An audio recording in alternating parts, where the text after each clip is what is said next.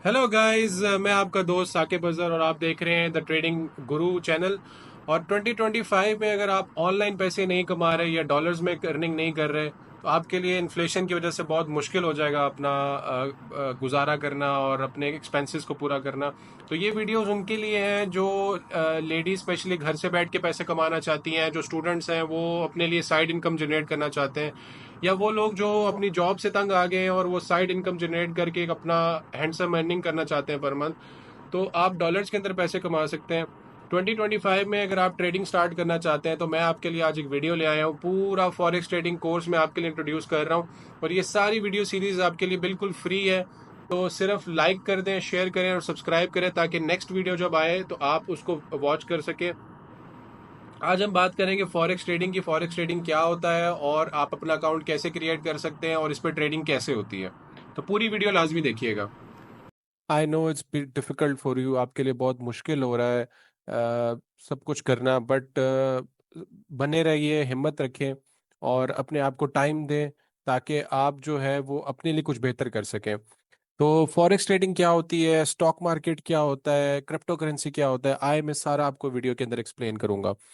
तो इस पूरी वीडियो सीरीज के अंदर हम फर्स्ट टॉपिक से स्टार्ट करेंगे और लास्ट तक मैं आपको समझाऊंगा, लेकिन आपने बस एक काम करना है, सब्सक्राइब कर दें और अपना टाइम दें।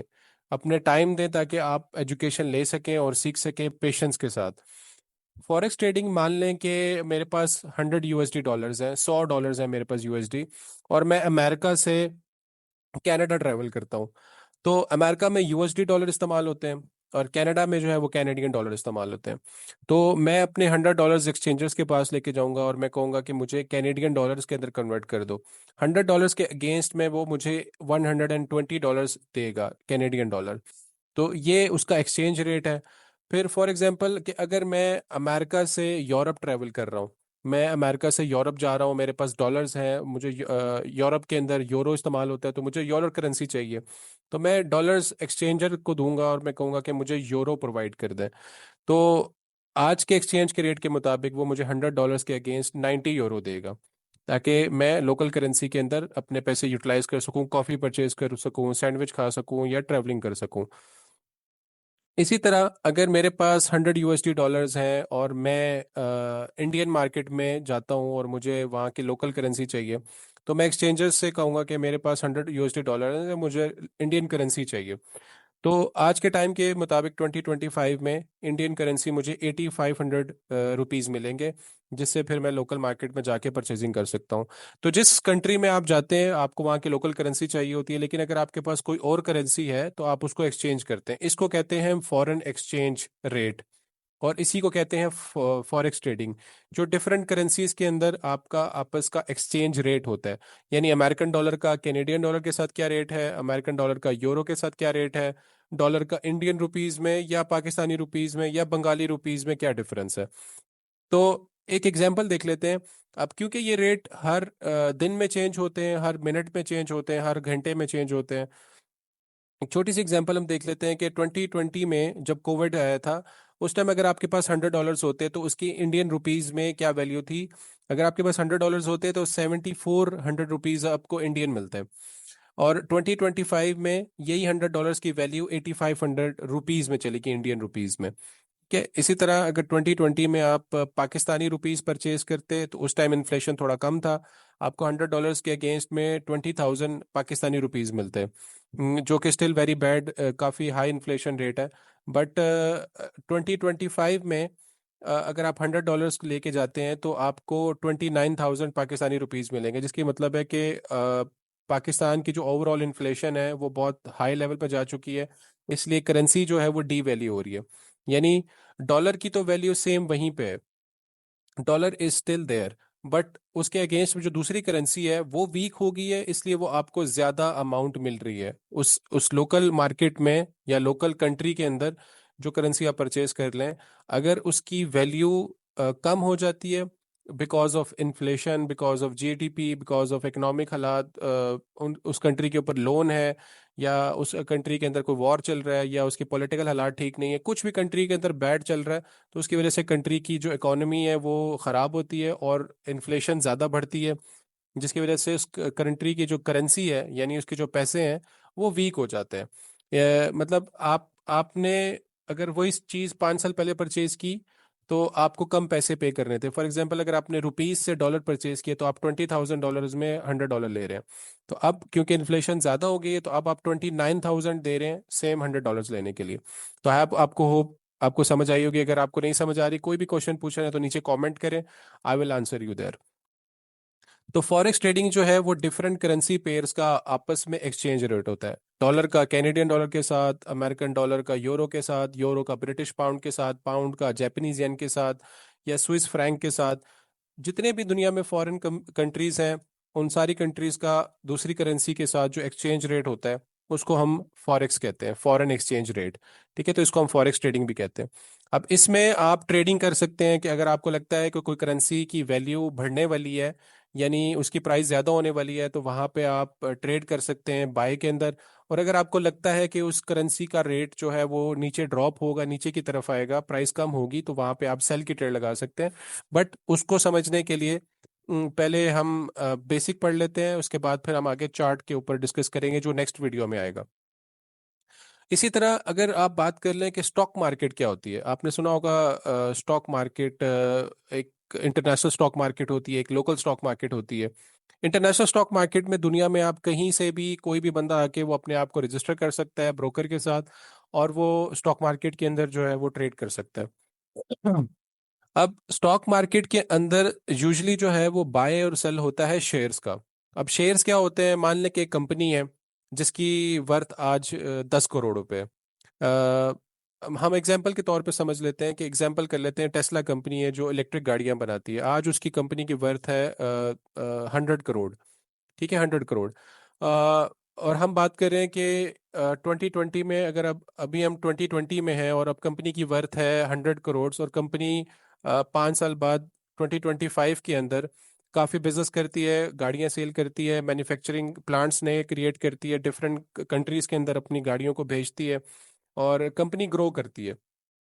कंपनी अच्छा मोटा पैसा कमाती है, बिजनेस करती है, और कंपनी अपने आप को ग्रो कर लेती है, बहुत ज़्यादा गाड़ियां सेल करने की वजह से प्रॉफिट होता है कंपनी को। तो अब 5 साल बाद कंपनी की वर्थ हो गई है, सपोज करें 500 करोड़। ठीक है, 100 करोड़ से 500 करोड़ पे चली गई है। तो अगर मान लें कि मैंने उस कंपनी में कोई इन्वेस्टमेंट की थी, मैंने उसका कोई शेयर खरीदा था, तो 5 साल बाद जब फॉर एग्जांपल मैंने वहां पे 1 लाख रुपए इन्वेस्ट किया कंपनी के अंदर, टेस्ला कंपनी में 1 लाख रुपए इन्वेस्ट किया, तो 5 साल गुजरे। 5 साल गुजरने के बाद उस कंपनी की वैल्यू 100 करोड़ से 500 करोड़ पे चली गई है। तो मेरे भी जो पैसे हैं वो भी 1 लाख जो है वो 5 लाख के अंदर कन्वर्ट हो जाएंगे, क्योंकि मुझे भी, मैंने कंपनी के साथ इन्वेस्ट किया था, उसका एक छोटा सा पार्ट खरीदा था। जब कंपनी ने प्रॉफिट किया तो ऑटोमेटिकली मेरा भी पैसा डबल हो गया, मेरा पैसा 5 गुना बढ़ गया, बल्कि 1 लाख से 5 लाख रुपए पे चला गया। ये एग्जाम्पल इस तरह की है कि 2020 में अगर टेस्ला का एक शेयर जो है, यानी उसका एक छोटा सा हिस्सा कंपनी का, वो $100 का पर शेयर था। ठीक है, तो अगर आपने वो परचेज कर लिया 2020 में, एक शेयर परचेज कर लिया, तो 2025 में उसी उसी कंपनी का, टेस्ला कंपनी का शेयर जो है वो अभी मार्केट के अंदर $334 का 1 शेयर है। इसका मतलब है अगर आपने $100 भी यहाँ पे स्पेंड किए होते, तो आप उस शेयर को बेचने जाते हैं मार्केट में, तो आपके उसके अगेंस्ट में $334 मिलते हैं। तो इसको कहते हैं स्टॉक मार्केट, जिसमें अलग अलग कंपनीज के अंदर आप इन्वेस्टमेंट कर सकते हैं, उनके शेयर्स खरीद सकते हैं, सस्ते रेट पे खरीदते हैं, और जब वो महंगा हो जाता है तो आप उसको बेच देते हैं, उससे आपको प्रॉफिट होता है। तो बहुत फेमस कंपनीज हैं जैसे टेस्ला, एप्पल, गूगल, माइक्रोसॉफ्ट, नवेडा, बहुत सारी कंपनीज और है मार्केट के अंदर। अगर आप अपनी लोकल कंट्री के अंदर स्टॉक मार्केट के अंदर ट्रेड करना चाहते हैं, जैसे इंडिया के अंदर स्टॉक मार्केट है, पाकिस्तान में स्टॉक मार्केट है, बांग्लादेश में है, चाइना में है, लंदन में है, यूरोप में है, तो वो सारी लोकल कंपनीज के अंदर ही आप सिर्फ बाइंग और सेलिंग कर सकते हैं।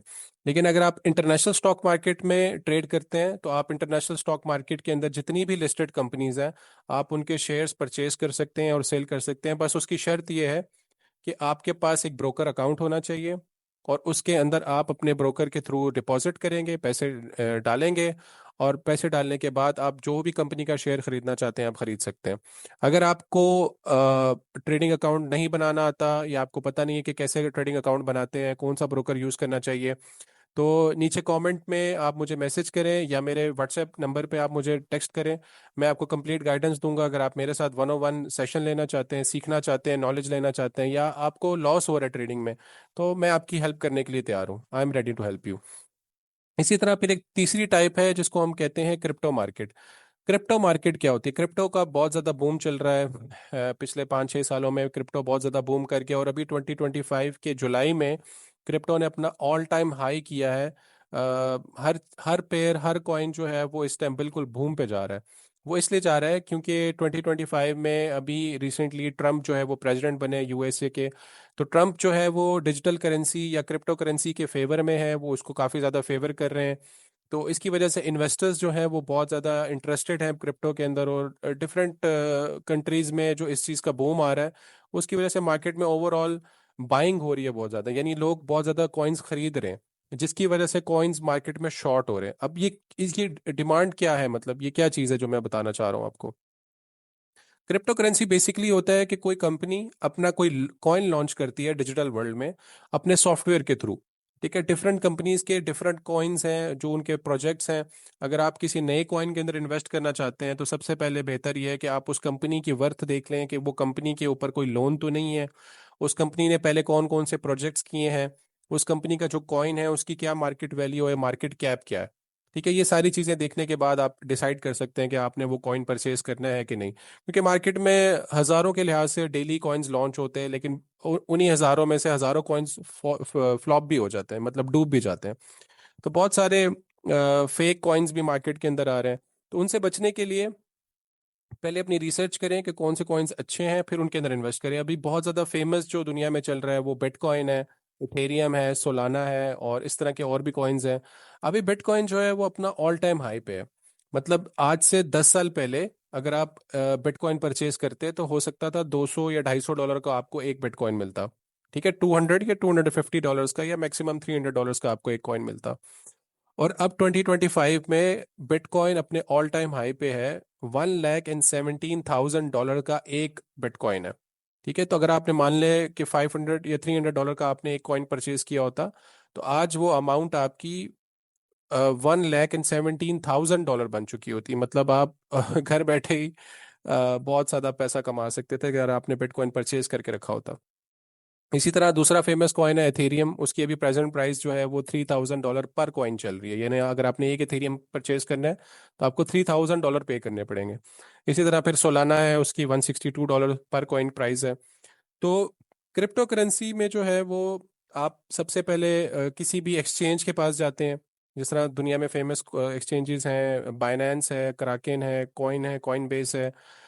आप एक्सचेंज पे जाते हैं, वहां पे एक डिजिटल वॉलेट बनाते हैं अपना। जिस तरह एक आपका फिजिकल वॉलेट है ना जिसके अंदर आपके कार्ड्स होते हैं, पैसे होते हैं, इसी तरह एक डिजिटल वॉलेट होता है।